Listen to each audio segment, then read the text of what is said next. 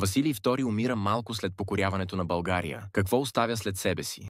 Въпросът е, че тази фигура наистина е много енергична, след нея настъпва криза, защото Често се случва, май. Когато няма ясен... няма хора. Значи Константин очевидно, нали, той също е близо 70 годишен, умира скоро след това. Да. Толкова щял нещо да прави, ще го прави преди това.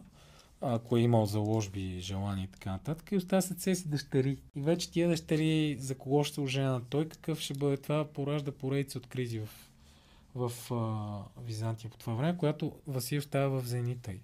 Значи обикновено, когато се говори за Византия, нали, държавата, която се отделя от продължава Рим след 5-6 век, винаги се дава карта на Византия през 1025 година. Това е зенита.